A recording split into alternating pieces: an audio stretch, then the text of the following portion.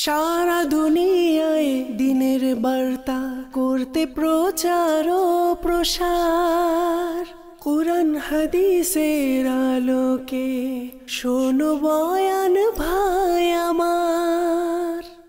আলহামদুলিল্লাহি রাব্বিল আলামিন ওয়াসসালাতু ওয়াসসালামু আলা সাইয়্যিদিল আমবিয়াই ওয়াল মুরসালিন, আম্মা বা'দ, ফাআউযু বিল্লাহি মিনাশ শাইতানির রাজীম। বিসমিল্লাহির রহমানির রহিম। আসসালাতু ওয়াসসালামু আলাইকা ইয়া রাসূলাল্লাহ ওয়া আলা আলিকা ওয়া আসহাবিকা ইয়া হাবিবাল্লাহ। আসসালাতু ওয়াসসালামু আলাইকা ইয়া নবিয়াল্লাহ ওয়া আলা আলিকা ওয়া আসহাবিকা ইয়া নূরাল্লাহ। প্রিয় ভাইরা, আমরা দুরূদ শরীফ পড়ছি। কি পড়ছি? সবাই বলেন, কি পড়ছি? আসসালাতু ওয়াসসালামু আলাইকা ইয়া রাসূলুল্লাহ। এটা কি? দুরূদ শরীফ। বা আল্লাহুম্মা সাল্লি আলা মুহাম্মাদ, এটা কি? দুরূদ শরীফ। কোরআনে পাকে আল্লাহ তাআলা ইরশাদ করেন, আমরা যে দুরূদ শরীফ পড়ি, আমাদের আনন্দের সময় দুরূদ পড়ি, মিলাদ, বেদনার সময় মিলাদ পড়ি কি না? আপনারা পড়েন? কে কে পড়েন? মাশাআল্লাহ, মারহাবা। আমরা পড়ি, আনন্দের সময়ও পড়ি, বেদনার সময়ও পড়ি, পিতামাতা মারা গেলেও পড়ি, সন্তান জন্ম নিলেও পড়ি, ব্যবসার শুরুর সময় পড়ি, বিপদ আসলেও পড়ি। কেন পড়ি? কারণ কি? এর কারণ হচ্ছে, এটা কোনো স্বাভাবিক বিষয় না। এর কারণ হলো আল্লাহ সুবহানাহু ওয়া তাআলা নির্দেশ প্রদান করেছেন। বলেন কি নির্দেশ প্রদান করেছে? হ্যাঁ। যদি আমরা কোরআন থেকে জানতে চাই, তো কোরআন বলছে, ইন্নাল্লাহা ওয়া মালাইকাতাহু ইউসাল্লুনা আলান নবী ইয়া আইয়ুহাল্লাযীনা আমানু সাল্লু আলাইহি ওয়া সাল্লিমু তাসলিমা। নিশ্চয়ই আল্লাহ তাআলা এবং তার সকল ফেরেশতাগণ অদৃশ্যের সংবাদদাতা নবীর প্রতি দরুদ পড়েন। হে ঈমানদারগণ, তোমরাও ওই অদৃশ্যের সংবাদদাতা নবীর প্রতি দরুদ এবং সালাম পাঠ করো সম্মানের সাথে। কিসের সাথে? তো দুরুদ পড়ার, সালাম পড়ার নির্দেশ দিয়েছেন কে? সবাই বলেন, দিয়েছেন কে? এটা কোনো উলামা, মাশায়েখে কেরাম, পীর সাহেবের ওজিফা না, এটা আল্লাহর নির্দেশ। কার নির্দেশ? প্রিয় ইসলামী ভাইয়েরা, আমরা বয়ানে শুনে আসছি, যদি আমি দুরুদ পড়ি, যদি মনে রাখবেন, মাসআলা হচ্ছে এটা, জীবনে একবার দুরুদ পড়া এটা হচ্ছে ফরজ। একবার পড়া কি ফরজ? মজলিসের মধ্যে রাসূল আকরাম সাল্লাল্লাহু আলাইহি সাল্লামের নাম মোবারক শোনার পর একবার পাঠ করা ওয়াজিব, আর যতবার শুনবো ততবার পাঠ করা হচ্ছে উত্তম আমল। সুন্নত কেউ বলেছে, মুস্তাহাব বলেছে। প্রিয় ইসলামী ভাইয়েরা, দুরুদে পাকের বেশুমার ফজিলত ও বারাকাত কিতাবের মধ্যে বর্ণিত রয়েছে। সুবহানাল্লাহ। ইমাম মুহাম্মদ বিন মুহাম্মদ গাজ্জালি আলাইহি রাহমাতুল্লাহিল কবি তার বিশ্ববিখ্যাত কিতাব মুকাশশিফাতুল কুলুবের মধ্যে একটি ঘটনা বর্ণনা করেছেন। বনি ইসরাইল মুসা আলা নবিয়্যিনা ওয়া আলাইহি সালাতু ওয়াস সালামের উম্মতির এক ঘটনা দুরুদ প্রসঙ্গে। সেটা কি? ওই উম্মতি মুসা আলাইহিস সালাতু ওয়াস সালামের উম্মতি 200 বছর হায়াত পেয়েছিলেন। ওই 200 বছর হায়াত এর মাঝে সে ভালো বেশি কোনো কাজ করে নাই, বিভিন্ন তার জীবনকে অতিবাহিত করেছে, সমাজের মধ্যে খারাপ কাজ করেছে। যখন সে মারা গেল, মারা যাওয়ার পর সমাজের লোকরা পরামর্শ করলো, এই ব্যক্তি ভালো কাজ করে নাই, আমাদেরকে শান্তিতে থাকতে দেয় নাই, অতএব আমরা তার দাফন কাফন করব না, এর লাশটাকে ময়লার মধ্যে নিক্ষেপ করব। যেই কথা সেই কাজ, তার লাশটাকে ময়লার মধ্যে ফেলে দিল। আল্লাহ সুবহানাহু ওয়া তাআলা হযরতে মুসা কালিমুল্লাহ আলা নবিয়্যিনা ওয়া আলাইহিস সালাতু ওয়াস সালামকে নির্দেশ দিলেন, হে মুসা, ওই লাশটাকে নিয়ে আসে আপনি তার দাফন কাফনের ব্যবস্থা করুন। হযরতে মুসা আলাইহিস সালাম সেখানে গেলেন, তার লাশকে দেখে আশ্চর্য হয়ে গেলেন, এই ব্যক্তি তো গুনাহগার, নাফরমান, আল্লাহ তাআলা কেন তাকে এত ইজ্জত দিলেন, কেন সম্মান দিলেন? আল্লাহ তাআলার কাছে আরজ করলেন, ইয়া রব, এর হাকিকত কি? আল্লাহ তাআলা বললেন, হে মূসা, এর হাকিকত হচ্ছে এই, আপনার প্রতি অবতীর্ণ কিতাব সে একদিন খুলে পাঠ করছিল, তেলাওয়াত করছিল, তেলাওয়াত করতে করতে সে এমন জায়গায় গিয়ে উপনীত হলো যে এমন, যেখানে আমার সর্বশ্রেষ্ঠ মাহবুব মুহাম্মদুর রাসূলুল্লাহ সাল্লাল্লাহু আলাইহি ওয়াসাল্লাম এর নাম মোবারক ছিল। ওই নাম মোবারক সে দেখার পর তার প্রতি তাজিম করে, ইজ্জত করে, মুহাব্বত করে, তার প্রতি দুরূদ শরীফ পাঠ করেছে, ওই নামকে চুমু দিয়েছে। তার প্রতি ভালোবাসাটা, তাজিমটা আমার কাছে এত ভালো লেগেছে, যার কারণে তার জীবনের সমস্ত গুনাহকে ক্ষমা করে দিয়েছে। প্রিয় ইসলামেরা, মনে রাখবেন, মোহাব্বত এমন একটা জিনিস আপনাকে অনেক কিছুর ঊর্ধ্বে উঠিয়ে দিবে। বা আদব বা নসিব, বে আদব বে নসিব, আদবে আউলিয়া, বে আদবে দেউলিয়া। প্রবাদ আছে না একটা গ্রামের, আদবে আউলিয়া। এটাই বাস্তব। ইসলাম কি? ইসলাম হচ্ছে আদব, শিষ্টাচার। এই যে আজকে আমাদের সমাজের মধ্যে ইসলামী তাহজিব তামুদ্দুম উঠে যাচ্ছে, তার মানেটা কি? আদব চলে যাচ্ছে, ঠিক না? আমরা ছোট সময় দেখেছি, রাস্তা দিয়ে যদি কোনো মুরব্বী হেঁটে যেত তো ছোটরা, ইয়াংরা পাশ কেটে দাঁড়িয়ে যেত, আদব করত, সম্মান, শিষ্টাচার ছিল। ক্রমান্বয়ে আস্তে আস্তে আদব চলে যাচ্ছে আমাদের কাছ থেকে, যার ফলশ্রুতিতে ইসলামী তাহজিব তামুদ্দুম আমাদের কাছ থেকে বিদায় দিচ্ছে। আল্লাহ তাআলা আমাদেরকে আদবওয়ালা বানিয়ে দেয়। প্রিয় ইসলামের, আমরা শুনছিলাম মুসা আলাইহিস সালামের উম্মতির কথা। সে যদি আমাদের নবীর প্রতি দুরূদ পড়ে, মুহাব্বত দেখিয়ে নাজাত পেতে পারে, আমরা কি পারি না? আল্লাহ তাআলা আমাদেরকে তৌফিক দান করুন। সাল্লু আলাল হাবিব সাল্লাল্লাহু তাআলা আলা মুহাম্মদ সাল্লাল্লাহু আলাইহি ওয়াসাল্লাম, সালাতাও ওয়া সালামান আলাইকা ইয়া সাইয়্যিদি ইয়া রাসূলুল্লাহ। প্রিয় ইসলামী ভাইয়েরা, ইনশাআল্লাহ তাআলা আমরা সংক্ষিপ্ত বয়ান শুনব। শেখে তরিকত, আমির আহলে সুন্নাত আল্লামা ইলিয়াস আত্তার কাদেরী দামাত বারকাতুহুমুল আলিয়া তার বিশ্ববিখ্যাত কিতাবের মধ্যে একটি ঘটনা বর্ণনা করেছেন, যা এক মহান ওলিয়ে কামিলের ঘটনা, আমাদের জীবনের জন্য অত্যন্ত উপকারী এবং বাস্তবসম্মত ওয়াকিয়া, সেটা বর্ণনা করেছেন। আমি সেই ঘটনার পরেই কোরআনের আয়াতের সাথে ইনশাআল্লাহ তাআলা অগ্রসর হব। হযরতে সাইয়্যিদুনা হাতাম আসাম আলাইহি রাহমাতুল্লাহিল হান্নান, যিনি বাগদাদের একজন প্রসিদ্ধ মশহুর ও মারুফ আল্লাহর ওলি ছিলেন, তার কাছে এক ধর্নাঢ্য ব্যক্তি গেলেন, গিয়ে বললেন, হুজুর, আপনি আমার বাড়িতে তাশরিফ নিয়ে চলুন। প্রিয় ইসলামী ভাইয়েরা, যখন তাকে দাওয়াত দেয়া হলো, হাতেম আসাম রহমতুল্লাহ তাআলা আলাইহি তার দাওয়াতকে ইগনোর করলেন, গ্রহণ করলেন না পরিপূর্ণ। আবার যখন বারবার অনুরোধ করলেন, তখন বললেন, আমি তোমার দাওয়াত গ্রহণ করতে পারি, তবে 3টি শর্ত আছে। এই 3টি শর্ত হচ্ছে, আমি যেখানে খুশি সেখানে বসবো, আমি যা খেতে চাই তা খেতে দিতে হবে, আমি যা করতে বলি তাই করতে দিতে হবে, তাই করতে হবে। প্রিয় ইসলামী ভাইয়েরা, ওই ধর্নাঢ্য ব্যক্তি 3টি ওই শর্ত শুনলেন, শোনার পর ভাবলেন, হুজুর হয়তো বা বিভিন্ন খাবারের ব্যাপার, ঠিক আছে, আমি বিভিন্ন খাবার তৈরি করব, সমস্যা নেই, খাবার তৈরি করে রাখবো, ঠিক আছে হুজুর, আপনার যা খুশি তা খাবেন।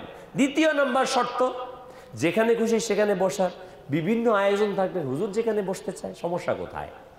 3 নম্বর শর্ত, যা করতে বলে হয়তো খাওয়া শেষে হুজুর বলবে যে তুমি সুন্নতের উপর আমল করিও, ইনশাআল্লাহ নিয়ত করে নিব, জি হুজুর। নির্ধারিত সময় হয়ে গেল, নির্ধারিত দিন চলে আসলো, চারদিকে এলান হলো, অনেক লোকে লোকারণ্য। এই জামানার অন্যতম শ্রেষ্ঠ বলি হাতাম আসাম রহমাতুল্লাহ তাআলা আলাইহি এই বাড়িতে আসবে, লোকে লোকারণ্য, দুপুরের সময় খাবারের আয়োজন। প্রিয় ইসলামী ভাইয়েরা, যখন নির্ধারিত সময় হলো, দেখতে পেল সবাই যার জন্য অপেক্ষমান, তিনি অত্যন্ত স্বাভাবিকভাবে তিনি আসছেন। সবাই তাকে সম্ভাষণা দেওয়ার জন্য, স্বাগত জানানোর জন্য বেকুল হয়ে গেল। সবাই মারহাবা ধ্বনি দিয়ে তাকে স্বাগত জানিয়ে প্রবেশ করে নিয়ে যেতে যাচ্ছে ভিতরে, কিন্তু সবাই যেখানে স্যান্ডেল খুলেছে, হাতেম আসাম রহমতুল্লাহ তাআলা আলাই ওই স্যান্ডেলের সেই জায়গাতে বসে পড়লেন। লোকেরা খুব আশ্চর্য হলো। যিনি মেজবান ছিলেন তিনি বুঝে গেলেন, আমাকে তো প্রথম শর্ত দিয়েছে যেখানে খুশি সেখানে বসবো, কিছু বলা যাবে না। তিনি চুপ হয়ে গেলেন। দেখুন প্রিয় ইসলামী ভাইয়েরা, যারা আল্লাহওয়ালা, যারা নেককার, যারা পরহেজগার, তাদেরকে উঁচু জায়গায় বসা কিংবা নিচু জায়গায় এগুলো তাদেরকে স্পর্শ করে না, এগুলো তাকে টাচ করে না। নেককার যারা, আল্লাহওয়ালা যারা, তারা এর ঊর্ধ্বে উঠে যায়। তারা মানুষ তাকে সম্মান করুক কিংবা না করুক তাতে তাদের কিছু আসে যায় না, বরং আল্লাহওয়ালারা তাদের হালতের মধ্যেই তারা চলতে থাকে। হ্যাঁ হ্যাঁ প্রিয় ইসলামী ভাইরা, যারা আল্লাহওয়ালা, মানুষ না বরং চতুষ্পদ জানোয়ারও তাদেরকে ইজ্জত করে থাকে।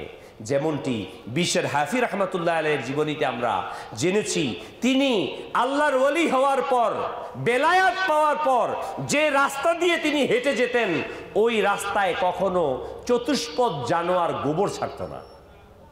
প্রিয় ইসলামী ভাইয়েরা, হযরতে হাতেম আসাম রহমতুল্লাহ তাআলা আলাই সে জায়গাতে বসলেন। অতঃপর খাবারের সময় হলো, খাবার প্রস্তুত। বললেন, হুজুর চলুন আপনি খাবার গ্রহণ করুন। প্রিয় ইসলামী ভাইরা, কোরবান যান হযরতে হাতেম আসাম রহমতুল্লাহ তাআলা আলাই তার সাথে নিয়ে আসা ব্যাগ থেকে রুটি বের করে সেটা চিবিয়ে চিবিয়ে খেতে লাগলেন। মেজবান বলতে লাগলো, হুজুর এত আয়োজন? বলে, আমি তো তোমাকে শর্ত দিয়েছি। তিনি তা খেতে লাগলেন।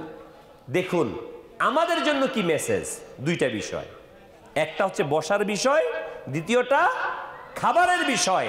আমাদের অভ্যাস হচ্ছে, আমাকে যদি আলিশান চেয়ার দেওয়া না হয় তাহলে আমরা রাগ করি, কিন্তু ঠিক না? আমাকে ইজ্জত দেওয়া হলো না, আমাকে স্লোগান দেওয়া হলো না, আমাকে অমুক সাহেব বলা হলো না, তমুক সাহেব বলা হলো না, আমি তো শিল্পপতি, আমি তো মুফতি সাহেব, আমি তো আলিম সাহেব, আমি তো অমুক নেতা, আমি তো তমুক নেতা, আমি তো কোটি টাকার মালিক, বলি না আমরা? মনে রাখবেন, এটা তার সাজে যে নিজেকে চিনে নাই, যে নিজেকে উপলব্ধি করতে পারে নাই। কারণ সকল সম্মানের একমাত্র মালিক কে? হ্যাঁ, তিনি যাকে ইজ্জত দেন। এটা চাইয়া নিতে হবে না। যখন কোনো ব্যক্তি আল্লাহর ওলি হয়ে যায়, বুখারী শরীফের হাদিসের মধ্যে আসছে, তখন আল্লাহ সুবহানাহু ওয়া তাআলা তাকে ভালোবাসে। অতঃপর যখন তার স্তর আরো বেড়ে যায়, আল্লাহ তাবারক ওয়া তাআলা হযরতে জিবরাইল আলাইহিস সালাতু ওয়াস সালামকে বলেন, হে জিবরাইল, আমি এই বান্দাকে ভালোবাসি, তুমিও ভালোবাসো। এরপর যখন তার স্তর আরো বেড়ে যায়, আল্লাহ তাআলা বলেন, হে জিবরাইল, একে তুমি ভালোবাসো এবং এই আসমানবাসীকে বলে দাও তারাও যেন ভালোবাসে। যখন তার অবস্থান আরো বেড়ে যায়, আল্লাহ তাআলা বলেন, এর ব্যাপারে দুনিয়াতে ঘোষণা করে দাও মানুষ যেন তাকে ভালোবাসতে থাকে। প্রিয় ইসলামী ভাইরা, হযরতে হাতেম আসাম রহমতুল্লাহ তাআলা আলাই দ্বিতীয় অবস্থানে যখন শুকনো রুটি খেলেন, আর আজকে আমাদের অবস্থান কি? কোথাও যদি মেহমানদারি করে কেউ, আমাদেরকে দাওয়াত দেয়, 40 খেতে গেলাম বা 4 দিনের খরচ খেতে গেলাম, কিংবা বিয়ের অনুষ্ঠান কিংবা সুন্নতে খাতনা, খাওয়ার পর আমরা খুদ খুঁজি না, এই লবণটা বেশি হয়েছে, গোশতটা একটু কম সিদ্ধ হয়েছে, বলি না আমরা? মানে আমরা ভালো কথা বলবো দূরের কথা, খুদ খুঁজার চেষ্টা করি। অথচ হাদিসে পাকের মধ্যে আসছে, যখন তোমাকে কেউ মেহমানদারি করে ওই খাদ্যের দোষ তুমি বের করো না। আমাদের চরিত্র উল্টে গেছে। আমরা আজকে কোরআন হাদিসকে শুধুমাত্র পৃষ্ঠার মধ্যে রেখে দিয়েছি, আমাদের চরিত্রের মধ্যে গ্রহণ করি নাই। প্রিয় ইসলামী ভাইয়েরা, আজকে আমাদের দাওয়াত দেওয়ার পর যদি খাবারের ভালো আয়োজন না করা হয়, আমরা রেগে যাই। অথচ আউলিয়ায়ে কামিলিন এই খাবারের গোলাম ছিল না, তারা ছিল নেকির দাওয়াতের জজবাওয়ালা ব্যক্তি। এজন্য তারা যখন নসিহত করতেন, ওই নসিহতগুলো তীর হয়ে মানুষের হৃদয়ের মধ্যে গেঁথে যেত। আজকে আমাদের নসিহত কাজে আসে না, কারণ আমরা আজকে খাবারের পিছনে দৌড়াই, নোটের পিছনে দৌড়াই, মালের পিছনে দৌড়াই, যার ফলশ্রুতিতে আজকে মুসলমানের সংখ্যা বৃদ্ধি পাচ্ছে ঠিকই, কিন্তু হেদায়েত শূন্য হয়ে যাচ্ছি আমরা, ঠিক না বাবা? হেদায়েত শূন্য হয়ে যাচ্ছি। আজকে আমরা আসল থেকে দূরে চলে যাচ্ছি।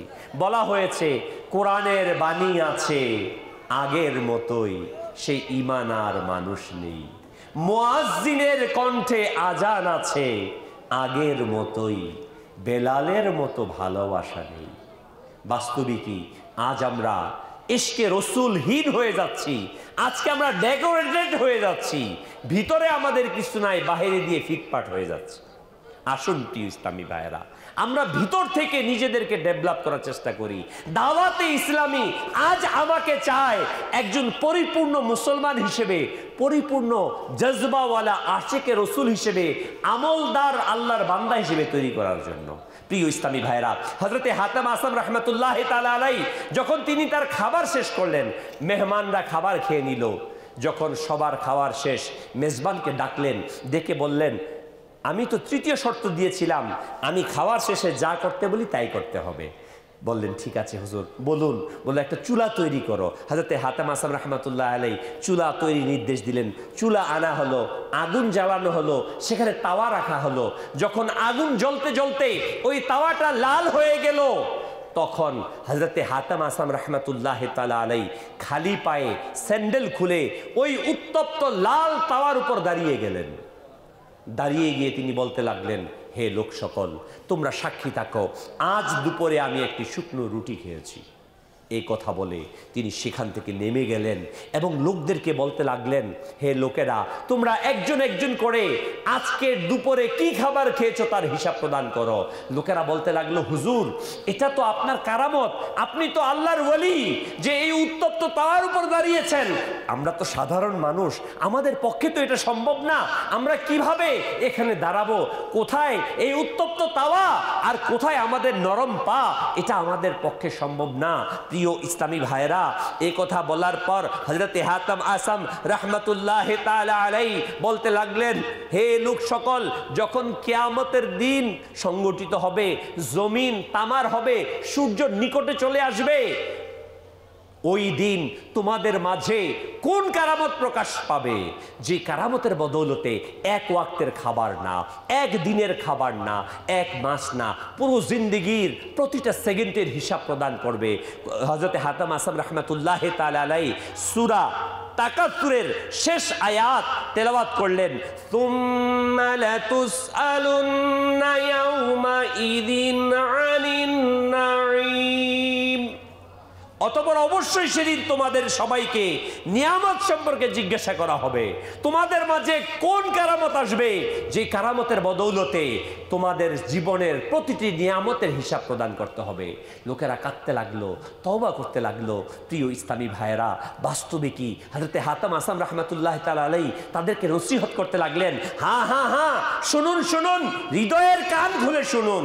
ওই কিয়ামতের ময়দানে আপনাকে, আমাকে, আমাদের প্রত্যেককে, প্রতিটি মানুষকে কিয়ামতের ময়দানে উঠতে হবে। সূর্য নিকটতর আসবে, জমিনটা তামার হবে। বলা হয়েছে, উলামায়ে কেরাম কিতাবের মধ্যে লিখেছেন যে কিয়ামতের দিন মানুষের মগজগুলো উতরাতে থাকবে, কেউ হাঁটু পর্যন্ত, কেউ কোমর পর্যন্ত, কেউ বুক পর্যন্ত, কেউ বা নিজের ঘামের মধ্যে সাঁতরাতে থাকবে। আল আতাশ, আল আতাশ, হাই পিপাসা, হাই পিপাসা করতে থাকবে। হ্যাঁ হ্যাঁ, রসুল আকরাম নূরে মুজাসসাম সাল্লাল্লাহু তাআলা আলাইহি সাল্লাতু ওয়াস সালাম ইরশাদ ফরমান যে তিরমিজি শরীফের হাদিসে আসছে, কিয়ামতের দিন 5টি প্রশ্ন করা হবে। কোনো ব্যক্তি 5টি প্রশ্নের উত্তর ব্যতীত এক পা নাড়াতে পারবে না। তুমি তোমার জীবনকে কিভাবে কাটিয়েছো? কিয়ামতের দিন আপনাকে, আমাকে জিজ্ঞাসা করা হবে। আপনি যে যত ধনী হন আর যত দরিদ্র হন, আপনি যেই হন না কেন, আপনাকে, আমাকে কিয়ামতের দিন জিজ্ঞাসা করবে, তুমি তোমার জীবনকে কোথায় কাটিয়েছো? তুমি তোমার যৌবনকে কোথায় কাটিয়েছো? তুমি কোথা থেকে সম্পদ উপার্জন করেছো? কোথায় তা ব্যয় করেছো? আর নিজের ইলম অনুযায়ী কতটুকু আমল করেছো? প্রিয় ইসলামী ভাইয়েরা, হ্যাঁ, মাদানী চ্যানেল দর্শকবৃন্দু, আপনাকে, আমাকে জিজ্ঞাসা করা হবে। অতএব আপনি নিজে প্রস্তুতি গ্রহণ করুন, আপনি জীবনকে কোথায় অতিবাহিত করেছেন? আমাদের যৌবনের সময় না, বলতে গেলে যুবক মানুষ এমন করেই থাকে, বলি না আমরা, যুবক মানুষ করেই থাকে। কিয়ামতের দিন এক্সট্রা একটা প্রশ্ন আসবে, তুমি তোমার যৌবনকালকে কোথায় খরচ করেছিলে? কারণ আজকে যৌবনের শক্তি দেওয়ার মালিক কে বলুন? যৌবনের শক্তি দিয়েছেন কে? ওই আল্লাহ তাবারক ওয়া তাআলা।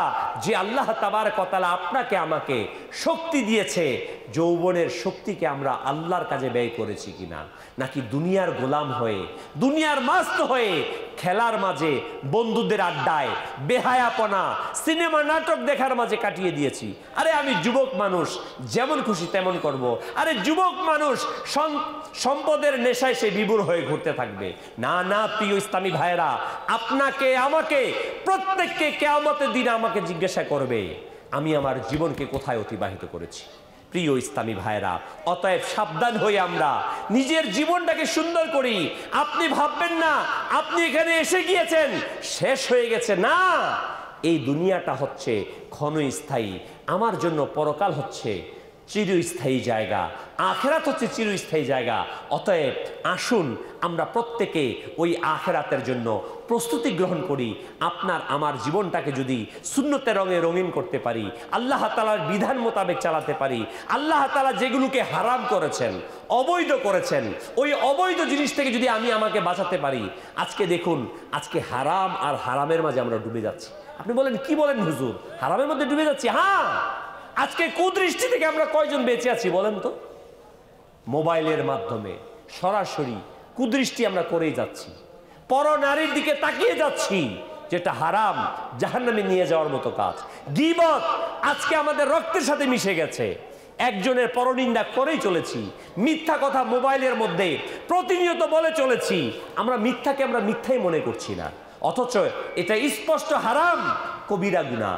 প্রিয় ইসলামী ভাইয়েরা, আমরা যদি আমাদেরকে বাঁচাতে চাই তাহলে এই হারাম কাজ থেকে বাঁচতে হবে। আসুন আমরা আমাদের জীবনটাকে রসুল আকরাম নূরে মুজাসসাম সাল্লাল্লাহু তাআলা আলাইহি সালাতু ওয়াস সালামের সুন্নতের রঙে রঙিন করি, যে আমাদের যৌবনটাকে সুন্নতের রঙে রঙিন করি। তৃতীয় নম্বর যে প্রশ্ন হবে, সম্পদ কোথা থেকে উপার্জন করেছ, কোথায় ব্যয় করেছ? আজকে আমরা সম্পদের মোহ এত অন্ধ হয়ে গেছি, কেউ বাজ বিচার করি না এটা হালাল না হারাম। মাল দরকার, কি দরকার? মাল দরকার, হালাল না হারাম। আল্লাহ কোরআনে বলেন, আলহাকুমুত তাকাসুর হাত্তা যুরতুমুল মাকাবির।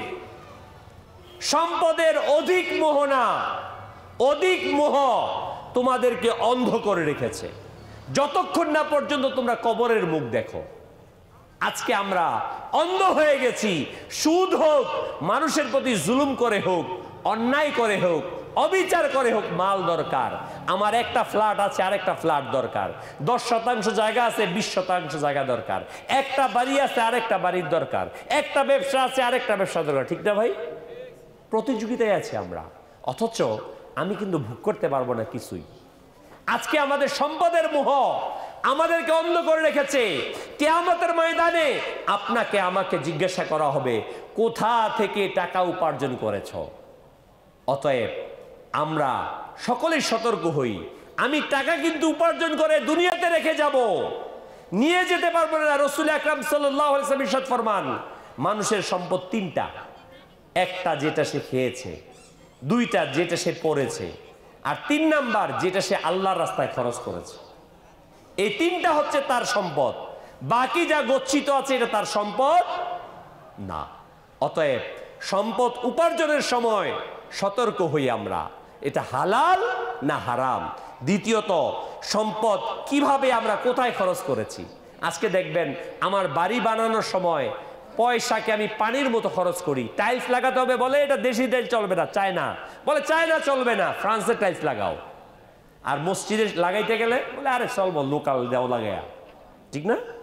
নিজের ঘরে ডেকোরেশন করি উত্তম থেকে উত্তম, আর যখন আল্লাহর রাস্তায় খরচের কথা আসে দেখবেন মসজিদের মধ্যে যখন দেই, পকেটের মধ্যে হাত দেই, হাত দিয়া খুঁজা সবচেয়ে ছোট নোট যেটা আছে এটা ব্যয় করি। আবার সিরা, ওই ছোটোর মধ্যে আবার সিরা আছে কোনটা, এটা দিই। ঠিক না কথাটা? যখন দরিদ্র ব্যক্তিরে কোনো কিছু সাহায্য করতে চাই ঘরের মধ্যে, দেখি কোন জামাটা ছিঁড়ে গেছে। হ্যাঁ, খাবার দিতে গেলে কোনটার মধ্যে গন্ধ আসছে। বাস্তব কিনা কথাগুলো? ভালোটাও দেই, কিন্তু আমাদের অভ্যাস ছোটটার দিকে চলে গেছে। আমরা আজকে সেদিকে দৃষ্টি দিচ্ছি। মনে রাখবেন, আপনি যতই কিছু করেন, আমি যত কিছুই করি না কেন, আমি এখানে সম্পদকে পুঞ্জীভূত করে রাখতে পারবো না। কিয়ামতের দিন আমাকে হিসাব দিতে হবে। আজকে আমি ডিশ লাইনের ভাড়া দেই মাসে 500 টাকা। প্রিয় ইসলামী ভাইয়েরা, আমরা সম্পদ খরচ করতে গিয়ে দেখুন আমরা ডিশের বিল দেই মাসে 500 টাকা, মোবাইলের মধ্যে ইন্টারনেট 300-600 টাকা, মসজিদের মধ্যে ইমাম সাহেবের বেতনের জন্য যদি 100 টাকা ধরে, বলি 100 টাকা ধরছো, 50 টাকা ধরো, বলি না আমরা? যারা মসজিদের মধ্যে আছেন, কমিটির মধ্যে আছেন, এরা অভিজ্ঞতা আছে এদের, ঠিক না? বলে মাসে 200 টাকা করে দিব ইমাম সাহেবের বেতন, 200 টাকা। হ্যাঁ, আর ডিশের বিল দিতে গেলে 500 টাকা দে, ওই সময় সমস্যা নাই, ছোটখাটো। আর ইমাম সাহেবের বেতন দিতে গেলে 500 টাকা মানে হলো সবচেয়ে বড় দাতা হয়ে যায় মসজিদের মধ্যে। আমাদের চিন্তা, আজকে আমরা সুখ খুঁজে পাই না। পাবো কিভাবে ভাই? সুখ যার মধ্যে তা তো আমরা হারিয়ে ফেলছি। যেখানে সুখ খোঁজার কথা সেগুলোতে আমরা বর্জন করেছি, বেহায়াপনাকে ইনপুট করছি, বেহায়াপনাকে আমি কিনে আনছি, ইসলামকে আমরা বিতাড়িত করছি। আমাদের হাতের উপার্জন এগুলো যা দেখছি আমরা, আপনি ভাবিয়েন না আমার এটা ভাবার কোনো অবকাশ নাই। আমি 10 তলা বিল্ডিং করেছি, সুখ কিনে আনছি, ভুল কথা। টাকা দিয়ে সম্পদ কিনা যায়, সুখ কিনা মনে রাখবেন, সুখ এটা আল্লাহ প্রদত্ত। হৃদয়ের প্রশান্তি হচ্ছে আল্লাহ তাআলা জিকিরের মাঝে। আপনারা যারা মুরব্বীরা এখানে বসে আছেন, আপনারা সবাই বলবেন এই কথা, এখন বলেন আপনারা, বাবা আরো 20 বছর 30 বছর আগে মনের মধ্যে যে সুখ ছিল এখন সেই সুখ নেই, বলেন না? অথচ ওই সময় সকালবেলা পান্তা ভাত খাইতেন, কথা ঠিক কিনা? আমার বাড়ি দূরে না, আমার বাড়ি মুন্সিগঞ্জ। এখানে আমি এই এলাকার সংস্কৃতি সম্পর্কে জানি। নারায়ণগঞ্জ, মুন্সিগঞ্জ সেম কাছাকাছি। আমার মনে আছে আমি যখন ছোট ছিলাম সকালবেলা রুটি খেতাম, পান্তা ভাত খেতাম। হ্যাঁ, সকালবেলা যখন বের হতাম মক্তবে যেতাম, প্রায় ঘর থেকে কোরআনে পাকের তেলাওয়াতের আওয়াজ বেশি আসতো। বাস্তব কিনা? টিনের ঘর ছিল, মেজরিটি টিনের ঘর, মুলির ঘর ছিল, কিন্তু সুবহানাল্লাহ পুরা গ্রাম মনে হতো একটা পরিবার, ঠিক না? কারো কোনো সমস্যায় পড়লে সবাই একসাথে হয়ে যেত, সবার সুখে সুখী ছিল, সবাই সবার দুঃখে দুঃখী ছিল, ঠিক না?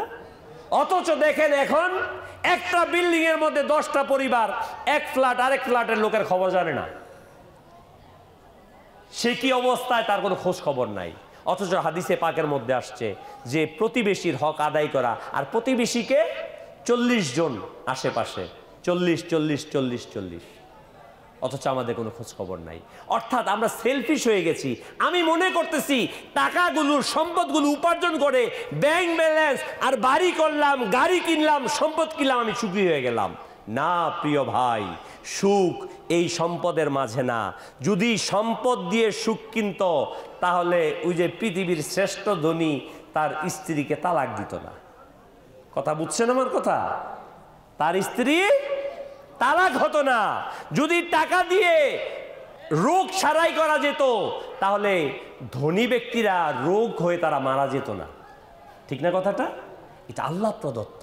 অতএব আসুন আমরা ফিরে আসি আল্লাহ তাআলার দিকে, আল্লাহর জিকিরের দিকে, আল্লাহ তাআলার ইবাদতের দিকে। দাওয়াতে ইসলামী আজ আমাদেরকে এটাই শিখাচ্ছে, এর দিকে আহ্বান করছে। দাওয়াতে ইসলামী কারো কাছ থেকে বলে না ভাই আমাকে নোট দাও, আমাকে মাল দাও, আমাকে ভোট দাও। না, দাওয়াত ইসলামের কথা এটাই। আসুন প্রিয় ভাই, আমরা আমার জীবনটাকে সুন্দর করি, আমার জীবনটাকে সুন্নতের রঙে রঙিন করি। আল্লাহ সুবহানাহু ওয়া তাআলা যে বিধান দিয়েছেন, নবী আকরাম নূরে মুজাসসাম সরকারে দু আলম সাল্লাল্লাহু আলাইহি ওয়া আলিহি ওয়াসাল্লাম যে সুন্নাত আমাদেরকে দিয়ে গিয়েছেন, আউলিয়ায়ে কামিলিন যে আদর্শটা আমাদের কাছে নিয়ে আসছেন, এই আদর্শটাতে আমরা আমাদের জীবনটাকে রঙিন করি। আল্লাহ রাব্বুল আলামিন আমাদের সবাইকে সেই তৌফিক দান করুন। সর্বশেষ প্রশ্ন হবে, নিজের ইলম অনুযায়ী কতটুকু আমল করেছো কিয়ামতের ময়দানে? 5 নাম্বার প্রশ্ন। এই যে এখানে যারা বসে আছেন মাশাআল্লাহ অনেক মুরব্বী, অনেক জ্ঞানী গুণী ব্যক্তি বসে আছেন। যদি আপনাদের মধ্য থেকে যে কাউকে বলি ভাই এই এলাকার আপনার চেয়ারম্যান বানাই দিব, এলাকা চালাইতে পারবেন? ইউনিয়ন কি কও বাবা, একটা বার বানায় দেও না, চালাইতে পারুম কিনা, ঠিক না বাবা? সবার কোয়ালিটি আছে। কিন্তু প্রিয় বাবা, আমি যদি আপনাকে এখন জিজ্ঞাসা করি, বাবা নামাজ পড়তে পড়তে তো আমার দাড়ি সাদা হয়ে গেছে, 60 বছর 50 বছর বয়স, বাবা নামাজের মধ্যে ওয়াজিব কয়টা? সেজদাতে দেন প্রত্যেক দিন, একটা সেজদার মধ্যে ওয়াজিব কয়টা? কয়টা অংশ জমিনের মধ্যে রাখা ওয়াজিব? কাশি শুরু হইব, ঠিক না? 7টা অংশ জমিনের মধ্যে স্থাপন করা সেজদার মধ্যে ওয়াজিব। কয়টা অংশ?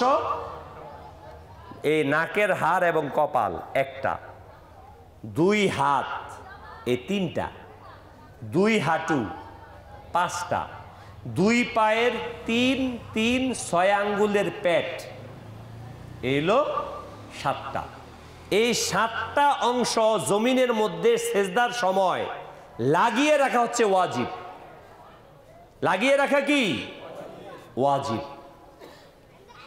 আমরা অনেক সময় সেজদার মধ্যে নাক উঠায় ফেলাই, ঠিক না? পা উঠায় ফেলাই, সেজদা কিন্তু দিতেছি। বলি বাবা এই যে অনেক দোয়া করি আল্লাহ তাআলার কাছে, দোয়া তো আল্লাহ কবুল করে না। আমি অ্যাপ্লিকেশন লিখতেছি, বরাবর জেলা প্রশাসক, উদাহরণ দিচ্ছি, ডিসি সাহেবের কাছে একটা নলকূপ দরকার, তো বরাবর জেলা প্রশাসক লেখা, তারপরে একটা তারে গালি দিলাম, তারপরে বললাম আমার একটা নলকূপ দিয়েন। এখানে কি আমার নলকূপ দিব? কথা বুঝতেছেন? আমরা নামাজের মধ্যে দাঁড়ায়া বলি আল্লাহু আকবার, আলহামদুলিল্লাহ রাব্বিল আলামিন, বলি আলহামদুলিল্লাহ রাব্বিল আলামিন, বলি না অনেকে?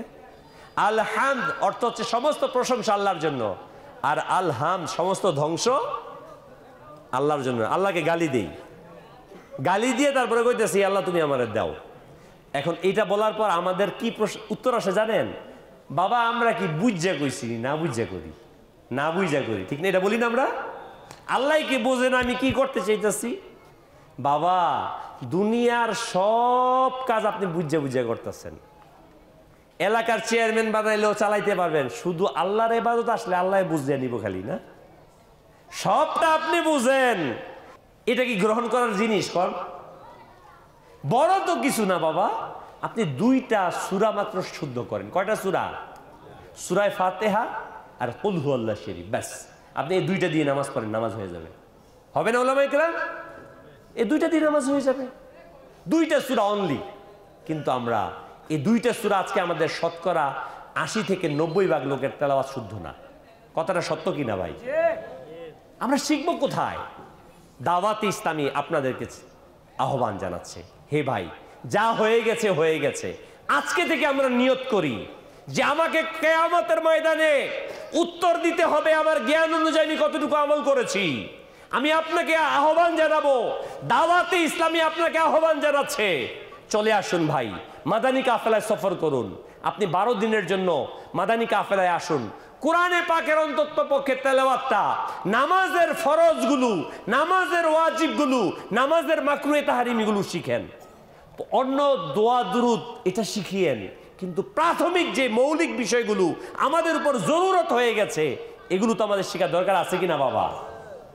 যেদিন আপনার উপর গোসল ফরজ হয়েছে, ওই দিন আপনার উপর গোসলের ফরজ 3টা শিখা ফরজ ছিল। ওই দিন থেকে আপনার উপর নামাজ ফরজ ছিল 5 ওয়াক্ত। ওই দিন থেকে নামাজের 13টা আরকান ও আহকাম মিলে 13টা ফরজ আমরা বলি, আরকান ও আহকাম, 13টা ফরজ জানা, ওয়াজিবগুলো জানা, মাকরুহে তাহরিমিগুলো জানা আপনার উপর অত্যাবশ্যক ছিল। অথচ আমি সেটা সেদিন থেকে শিখি নাই। আমি বিয়ে করেছি, আমার সন্তান হয়ে গেছে, বিয়ে করার পূর্বে বিয়ের মাসআলা জানা, আপনার স্ত্রীর অধিকার কি আছে তা জানা আপনার উপর ফরজ ছিল। আপনার সন্তান হয়েছে, বিবাহ করিয়ে দিয়েছেন, সন্তানের অধিকার কি সে সম্পর্কে আমরা জানি না। অথচ সন্তান হওয়ার পূর্বে আপনার উপর ওয়াজিব ছিল সন্তানের অধিকার সম্পর্কে আপনার জানা। প্রিয় ভাই, আজকে আমরা ইলমে দ্বীন থেকে অনেক দূরে চলে গেছি। ফরজ এলেম, আমি নফল এলেমের কথা বলতেছি না, নফলের কথা আমি বলছি না, কিন্তু আপনাদেরকে আমি ফরজ এলেমের কথা বলছি আপনাদেরকে। হে ভাই, দয়া করে আল্লাহর ওয়াস্তে নিজেকে বাঁচান, নিজের পরিবারকে বাঁচান, নিজের সন্তানকে বাঁচান, এলেম অর্জনের দিকে অগ্রসর হন। প্রিয় ইসলাম, এটা আমাদের ফরজ এলেম। দাওয়াতে ইসলামী আজকে ইজতেমা হচ্ছে, আলহামদুলিল্লাহ। এলাকার যুবক ভাইরা সবাই মিলে আয়োজন করেছে, সবাইকে আন্তরিক মুবারকবাদ। আমাদের অবস্থা কি মাহফিলগুলো জানেন? বয়ান হয়, কিচ্ছা কাহিনী ঘটনা শুনি, পরবর্তী দিনকে হুজুরের সুন্দর ঘটনাই কইছিল, ঠিক না? রেজাল্ট কি বলছে সেটা না, কিন্তু ঘটনা কইছে, হয় কান্দাইছে রে, হাসাইছে রে, বলি না আমরা, আউটপুট এটা দেই কিনা, অথচ কি বলেছে আমরা ভুলে যাই। এই মাহফিলের কোনো ফায়দা হবে না। হ্যাঁ, আল্লাহ সওয়াব দিলে সেটা ভিন্ন হিসাব, কিন্তু আমাদের কাছে তখনই ফায়দা হবে যদি আমি এখান থেকে কিছু শিক্ষা নিয়ে আমার জীবনকে পরিবর্তন করতে পারি। দাওয়াত ইসলামী এটা চায়, মাদানী চ্যানেল এটা চায় যে আমি আমার জীবনটাকে পরিবর্তন করি, সুন্নতের রঙে রঙিন করি। আল্লাহ সুবহানাহু ওয়া তাআলা আমাদের সবাইকে সে তৌফিক দান করুক। আমরা চলবো তো ইনশাল্লাহ? কে কে নিয়ত করতেছে আমরা মাদানী কাফেলায় যাবো ইনশাল্লাহ? ইনশাল্লাহ আমরা যাবো ইনশাল্লাহ। এই মাদানী কাফেলা এটা কি? মাদানী কাফেলা মানে মদিনার কাফেলা। নবী সাল্লাল্লাহু আলাইহি ওয়াসাল্লাম মক্কা থেকে কোথায় গিয়েছিলেন? কোথায় গিয়েছিলেন? মদিনায় গিয়েছিলেন। আবার মদিনা থেকে সারা পৃথিবীতে কাফেলা ছড়িয়েছেন না? সারা পৃথিবীতে ছড়িয়েছেন। এই যে আমরা বঙ্গভূমির এই মুসলমান, বাংলাদেশের মুসলমান, এই সোনারগাঁ, এটা তো আউলিয়া কেরামের রাজধানী। এটা সোনারগাঁ হচ্ছে আউলিয়া কেরাম সারা পৃথিবী থেকে এখানে আসতো। এখান থেকে বিভিন্ন ঢাকার বিভিন্ন জায়গায় বিভিন্ন অঞ্চলে আউলিয়া কামিলিনদের তাদের কাফেলা ছড়িয়ে দিত। বাবা শাহজালাল ইয়ামেন থেকে এসেছে, শাহপরান ইয়ামেন থেকে এসেছে, বাবা আদম শহীদ বাগদাদ থেকে এসেছে। আউলিয়া কামিলিন উনারা এই যে মাদানী কাফেলা নিয়ে নিয়ে এসে আমাদেরকে ঈমানের দাওয়াত দিয়েছে, কিন্তু আজকে আমরা সেই কাফেলাকে ভুলে গিয়েছি। মনে রাখবেন, দাওয়াতে ইসলামী, আহলে সুন্নাত ওয়াল জামাত এটা কোনো নতুন কিছু না। এটা নতুন কিছু, এটা নতুন কিছু না। এটা কেউ স্বপ্নে পেয়ে আপনার কাছে নিয়ে আসে নাই, কেউ নতুন সংগঠন বানিয়ে আপনার কাছে নিয়ে আসে নাই। এই আহলে সুন্নাত ওয়াল জামাত হচ্ছে এটা, যেটা রাসূল আকরাম সাল্লাল্লাহু আলাইহি ওয়াসাল্লাম প্রতিষ্ঠা করেছেন। সাহাবায়ে কেরাম নিয়ে এসেছেন, আউলিয়া কেরাম নিয়ে এসেছেন, বাবা আদম শহীদ নিয়ে এসেছেন, বাবা শাহজালাল শাহপরান যেটা নিয়ে আসছেন, এটাই হচ্ছে আহলে সুন্নাত ওয়াল জামাত। দাওয়াত ইসলামী এটাই, নতুন কিছু না। আপনারা সবাই জানেন যে কথাগুলো না বললেই না। আমরা যখন ছোট ছিলাম তখন থেকে দেখে এসছি আমাদের এই বাংলাদেশের ইসলামের সংস্কৃতি হচ্ছে এটা। আমরা 10ই মুহররমে খিচুড়ি পাকিয়ে মানুষকে খাওয়াতাম, ঠিক না? খাওয়াতেন কিনা? রাসূল আকরাম সাল্লাল্লাহু আলাইহি ওয়াসাল্লামের কাছে জিজ্ঞাসা করা হলো, ইয়া নবী আল্লাহ, ইসলামের মধ্যে উত্তম কাজ কোনটা? আল্লাহ নবী সাল্লাল্লাহু আলাইহি ওয়াসাল্লাম ইরশাদ করলেন, মুসলমানদের মধ্যে, ইসলামের মধ্যে উত্তম কাজ হচ্ছে মানুষকে সালাম দেওয়া এবং খাবার খাওয়ানো। হাদিস আছে না? সালাম দেওয়া এবং উত্তম কাজ। দাওয়াতে ইসলামী আমাকে মৌলিক বিষয়ের প্রতি উৎসাহিত করছে, এলিমের দিকে আহ্বান করছে। মনে রাখবেন, দাওয়াতে ইসলামী এটা একক কোনো পীর সাহেবের সংগঠন না। আল্লামা ইলিয়াস আত্তার কাদেরী, তিনি দাওয়াত ইসলামীর প্রতিষ্ঠাতা, কাদেরিয়া তরিকার শেখ। কিন্তু দাওয়াত ইসলামীতে আপনি কাদেরিয়া তরিকার হন, চিশতিয়া হন, নকশবন্দিয়া হন, মুজাদ্দিদিয়া হন, সরওয়ারদিয়া হন, আশরাফিয়া হন, হক যত সিলসিলা আছে সকল সিলসিলার মাশায়েখে কেরাম দাওয়াত ইসলামীর সাথে সম্পৃক্ত। আপনি যেই মাযহাবের হন না কেন, আমরা তো মেজরিটি এশিয়ার মধ্যে হানাফি মাযহাবের, কিন্তু আপনি মধ্যপ্রাচ্যে যান, সেখানে শাফি মাযহাব, হাম্বলি মাযহাব তারা আছে। দাওয়াত ইসলামীর মধ্যে আলহামদুলিল্লাহ হাম্বলি মাযহাবের লোক আছে, শাফি মাযহাবের লোক আছে, সকল চারো মাযহাবের আলহামদুলিল্লাহ লোকজন দাওয়াত ইসলামে সম্পৃক্ত আছে। দাওয়াত ইসলামী এটা ভাবিয়েন না শুধু এটা নারায়ণগঞ্জ কিংবা বাংলাদেশের সংগঠন। দাওয়াত ইসলামীর পৃথিবীর যেখানে যাবেন সেখানে দাওয়াত ইসলামী রয়েছে। আল্লাহ তাবারক ওয়া তাআলা আমাদের সবাইকে মিলেমিশে দাওয়াত ইসলামের এই দ্বীনি কাজকে অগ্রসর করার তৌফিক দান করুন। উলামায়ে হক আহলে সুন্নাত ওয়াল জামাতের এই আকীদা এবং আমলকে ব্যক্তি জীবন, পারিবারিক জীবন, সামাজিক জীবন, রাষ্ট্রীয় জীবনে প্রতিষ্ঠিত করার তৌফিক দান করুন। আমিন বিজাহিন নবিয়্যিল আমিন সাল্লাল্লাহু তাআলা আলাইহি ওয়া আলিহি ওয়াসাল্লাম। সাল্লু আলাল হাবিব সাল্লাল্লাহু তাআলা আলা মুহাম্মদ সাল্লাল্লাহু আলাইহি ওয়াসাল্লাম। সারা দুনিয়ায় দিনের বার্তা করতে প্রচার ও প্রসার, কুরআন হাদিসের আলোকে শোনো বয়ান ভাই আমার।